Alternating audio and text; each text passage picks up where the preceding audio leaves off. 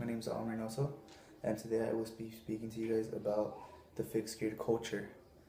To briefly explain what the fixed gear culture is and how the track bike is really related to the fixed gear culture.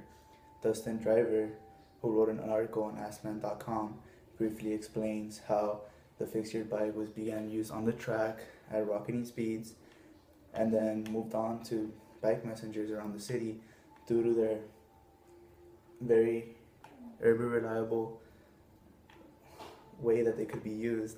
They were really light and easy to maintain.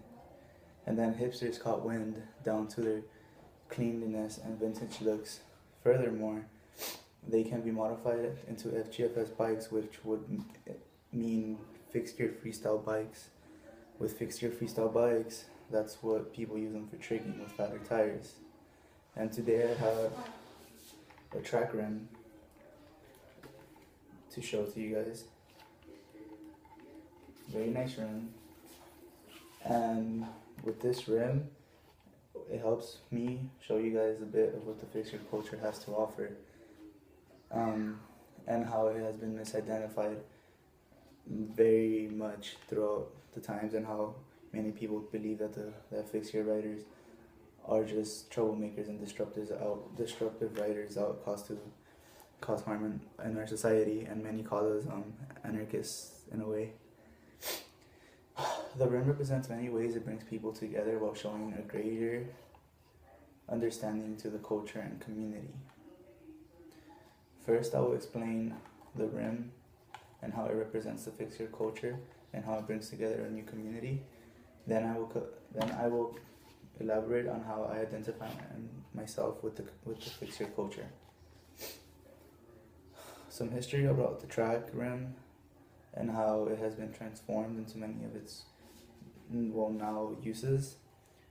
This rim is a Head 3, as you guys can see.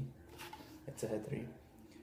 It is an American made brand, and so far it's a very high advanced technological use in the track. The track is a velodrome, and for example I ride in the Carson velodrome, which is pretty much like NASCAR. You go fast, turn left.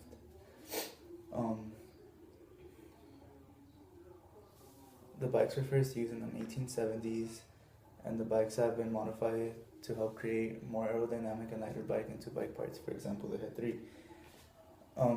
It has been created into a way where it's sharp from the edges, so while it's spinning, it's cutting air.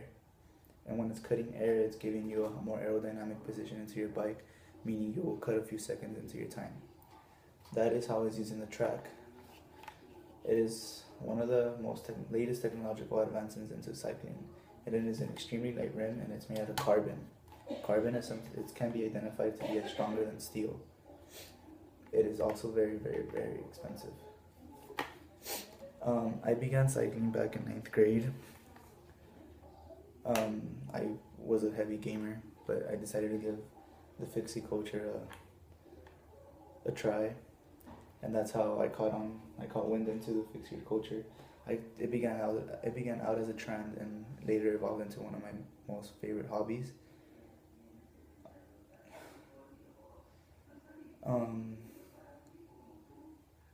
The very first trip I took was into downtown, and that's where I learned freedom while riding my bike, not having to worry about anything. You also learn how to be aware of your surroundings, and how being aware actually helps you in the streets, just in case a car might cross you off or something. And then you become a leader while riding. You make decisions for the people behind you. You tell them where to go. You make hand signals. You tell them what to do.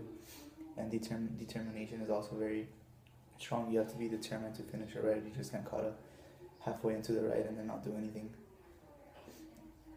Also, it is very family oriented, since I mentioned before that it brings a whole culture and community together.